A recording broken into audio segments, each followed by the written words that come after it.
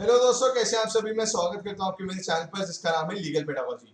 दोस्तों, इस वीडियो में हम कवर करने वाले हैं कुछ इंपॉर्टेंट लीगल करंट अफेयर्स को for the month of January, और साथ ही साथ ये भी जानेंगे कि कौन कौन से इंपॉर्टेंट जजमेंट्स हैं जो कि ऑनरेबल सुप्रीम कोर्ट ने डिलीवर किए थे इन दिस पर्टिकुलर मंथ। तो आइए शुरू करते हैं इस वीडियो को। दोस्तों, आप जानते हैं कि हमारे इंडिया में एक एक्ट है जिसका नाम है स्पेशल मैरिज एक्ट। तो अगर कोई कपल है और वो अलग अलग रिलीजन या अलग अलग फेथ को बिलोंग करते हैं और वो अपनी मैरिज सोलमनाइज करना चाहते हैं, तो वो इस एक्ट के अंतर्गत उस मैरिज को सोलमनाइज कर सकते हैं। और जब वो इस एक्ट के अंतर्गत शादी करते हैं तो जो भी प्रोविजंस होते हैं स्पेशल मैरिज एक्ट के, उनके ऊपर एप्लीकेबल हो जाते हैं। तो दोस्तों, यही एक्ट का एक प्रोविजन है जो कि ये कहता है कि अगर कोई कपल स्पेशल मैरिज एक्ट के अंतर्गत शादी करना चाहता है तो उन्हें 30 दिन प्रायर एक नोटिस सर्व करना पड़ता है रजिस्ट्रार को, जिसको पब्लिश किया जाता है। और इस 30 दिन के अंदर अगर किसी को ऑब्जेक्शन होता है उनकी शादी से, तो वो ऑब्जेक्शन रेज कर सकते हैं। तो इलाहाबाद हाई कोर्ट ने बोला है कि भाई ये जो प्रोविजन है 30 दिन वाला, ये मैंडेटरी प्रोविजन नहीं है, कंपलसरी नहीं है कि इसको अवॉइड करना कंपलसरी है बाय द कपल, क्योंकि ये प्रोविजन राइट टू प्रिवेसी के खिलाफ जाता है। तो अगर वो चाहे तो 30 दिन का प्रायर नोटिस दे भी सकते हैं या पब्लिश करवा भी सकते हैं, और नहीं चाहते हैं तो वो भी कर सकते हैं वो, क्योंकि ये कंपलसरी प्रोविजन नहीं है। तो ये बात बोली है इलाहाबाद हाई कोर्ट ने। अगला है दोस्तों कि Donald Trump he became the first president of USA to be impeached twice. दोस्तों, वो ऐसे पहले राष्ट्रपति बने हैं यूएसए के जिनको 2 बार इम्पीच किया गया। ये बात आपको याद रखनी है। आपको पता भी होगा कि जब ये इलेक्शन हार गए थे और इलेक्शन के रिजल्ट्स इनके खिलाफ आए थे, तो इनके जो सपोर्टर्स थे वो कैपिटॉल नाम की जो बिल्डिंग है वहां पर घुस के उन्होंने काफी तूफान मचाया था, हंगामे मचाए थे। तो ये पहले ऐसे राष्ट्रपति बने हैं यूएसए के जिनको 2 बार इम्पीच किया गया है। दोस्तों, सेंट्रल विस्टा प्रोजेक्ट है जो कि दिल्ली में हो रहा है, और सेंट्रल विस्टा प्रोजेक्ट के अंतर्गत 86 एकर्स ऑफ लैंड जो है इन लुटियन गार्डन, उसको रेनोवेट किया जा रहा है, जिसके अंतर्गत जो पार्लियामेंट है, राष्ट्रपति भवन है, नॉर्थ साउथ ब्लॉक है, इंडिया गेट है, इन सभी जगहों को रेनोवेट किया जा रहा है। इस प्रोजेक्ट का नाम है सेंट्रल विस्टा प्रोजेक्ट। पर इसके खिलाफ एक पिटिशन लगाई गई थी और ये बोला गया था कि जो लोकल लॉज है, जो अर्बन बॉडीज के लोकल लॉज हैं, या फिर जो दिल्ली का मास्टर प्लान है, या फिर जो एनवायरमेंटल लॉज है, ये प्रोजेक्ट उनको वायलेट करता है। तो सुप्रीम कोर्ट ने बोला कि नहीं, ऐसा कुछ भी नहीं है, और सेंट्रल विस्टा प्रोजेक्ट को एक हरी झंडी दिखा दी। तो आपको केस का नाम याद रखना जरूरी नहीं है, पर जो बात की गई है और क्या ये प्रोजेक्ट है, ये सब बारे में आपको बात पता होनी चाहिए। और एक और बात कि हमारे पार्लियामेंट जो है वो उसकी पूरी बिल्डिंग जो तैयार हुई थी बनके, वो हुई थी इन द ईयर 1927। दोस्तों, यूएसए ने पास किया है मलाला स्कॉलरशिप एक्ट।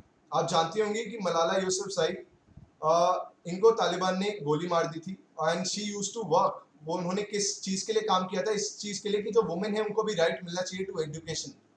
और इसके खिलाफ जो तालिबान था, जो ये ग्रुप है, उसने उनको गोली मार दी थी, and she became the youngest person to get a Nobel prize. ये यंगेस्ट पर्सन है जिनको नोबेल प्राइज मिला था, और 12 जुलाई को सेलिब्रेट किया जाता है मलाला डे।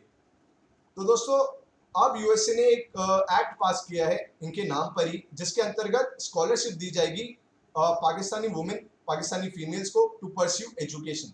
एजुकेशन परस्यू करने के लिए पाकिस्तानी फीमेल्स को स्कॉलरशिप दी जाएगी बाय यूएसए। तो ये बात आपको याद रखनी है, और इस एक्ट का नाम भी आपको पता होना चाहिए।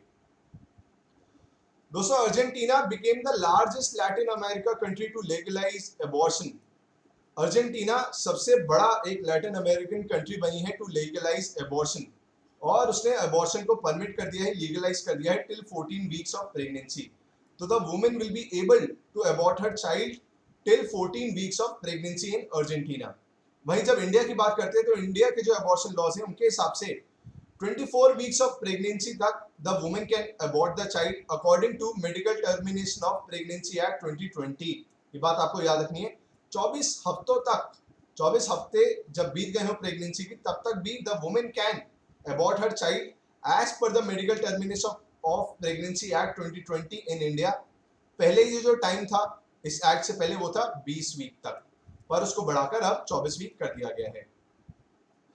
दोस्तों, 2021 का जो यूनियन बजट प्रस्तुत किया गया, वो एक पेपरलेस बजट था, और ऐसा पहली बार हुआ है भारत में कि एक बिना पेपर वाला यूनियन बजट पेश किया गया था हमारी फाइनेंस मिनिस्टर द्वारा, जो कि निर्मला सीतारमन जी। और एक बाइलिंगुअल ऐप लॉन्च की गई थी जो कि इंग्लिश और हिंदी दोनों में थी, जिसके थ्रू जो अगर पब्लिक है और उसको कुछ बात जाननी है कि क्या क्या बजट में चेंजेस आए हैं, तो वो उसके थ्रू उसको जान सकते थे, जूम इन जूम आउट करके प्रिंट कर सकते थे, उन पेपर्स को। वैसे ही जो मेंबर ऑफ पार्लियामेंट थे वो भी उस बजट को पढ़ सकते थे उस मोबाइल एप्लीकेशन के थ्रू। तो ये पेपरलेस बजट था जो कि प्रस्तुत किया गया है। वैसे अगर मैं आपको बताऊं तो कहीं पर भी यूनियन बजट नाम की टर्म नहीं मेंशन्ड है कॉन्स्टिट्यूशन में। तो अगर आपसे क्वेश्चन पूछे कि क्या यूनियन बजट नाम से कोई टर्म मेंशन्ड है कॉन्स्टिट्यूशन में, तो दोस्तों कोई भी टर्म ऐसी नहीं है कॉन्स्टिट्यूशन में। जो टर्म है वो है एनुअल फाइनेंशियल स्टेटमेंट, जिसको हम कॉमनली बोल देते हैं बजट। तो एनुअल फाइनेंशियल स्टेटमेंट नाम से चीज दी गई है कॉन्स्टिट्यूशन में, पर बजट, यूनियन बजट नाम से कोई भी चीज नहीं है। और एनुअल फाइनेंशियल स्टेटमेंट जिसको हम बजट बोलते हैं, it is prepared in accordance with article 112 of constitution of India. Article 112 के तहत एनुअल फाइनेंशियल स्टेटमेंट को प्रिपेयर किया जाता है बाय द फाइनेंस मिनिस्ट्री। तो ये बात आपको याद रखनी है दोस्तों। एक नागपुर बेंच है बॉम्बे हाई कोर्ट की, जिसने एक बहुत ही विवादास्पद एक जजमेंट दिया था, जिसमें ये बोला गया था कि भाई एक पॉक्सो एक्ट से रिलेटेड ये केस था जो कि था पुष्पा वर्सेस गेनेदी वाला, ये केस का नाम था। तो नागपुर बेंच जो है बॉम्बे हाई कोर्ट की, उसने बोला, उसमें ये जजमेंट दिया गया कि भाई अगर कोई स्किन टू स्किन टच नहीं होता है, अगर वुमेन ने भी क्लोथ पहने हुए हैं, गर्ल ने भी क्लोथ पहने हुए हैं, और जो बंदा ये हीनियस चीज कमिट कर रहा है उसने भी क्लॉथ पहना हुआ है और उनके बीच में टच होता है पर स्किन टू स्किन टच नहीं हुआ क्योंकि क्लोथ्स पहने हुए, तो उस केस में उसको सेक्सुअल असॉल्ट नहीं माना जाएगा।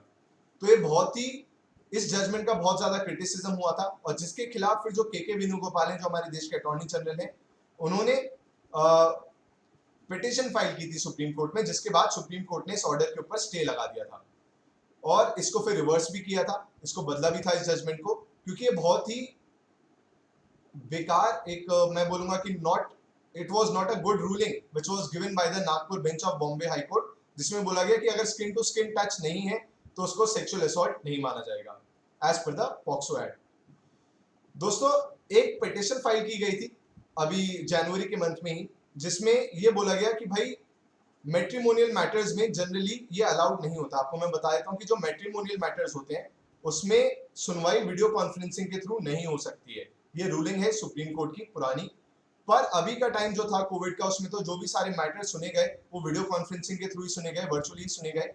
तो ये पिटीशन फाइल की गई कि भाई आप वीडियो कॉन्फ्रेंसिंग कैसे अलाउ कर सकते हैं, क्योंकि ये तो मैट्रिमोनियल मैटर है, ये तो घरेलू मैटर है, तो इसके अंतर्गत कैसे वीडियो कॉन्फ्रेंसिंग अलाउ की जा सकती है। तो सुप्रीम कोर्ट ने बोला कि नहीं, अभी कोविड का टाइम है और ऐसी सिचुएशंस हैं जिसमें सारी हियरिंग्स वर्चुअली कंडक्ट हो रही हैं, तो अभी के टाइम के लिए मैट्रिमोनियल मैटर्स की भी जो सुनवाई है वो वीडियो कॉन्फ्रेंसिंग के थ्रू हो सकती है। तो दोस्तों ये थे कुछ important legal current affairs for the month of January. अगर वीडियो आपको पसंद आई हो तो वीडियो को लाइक करना मत भूलिएगा। Thank you so much.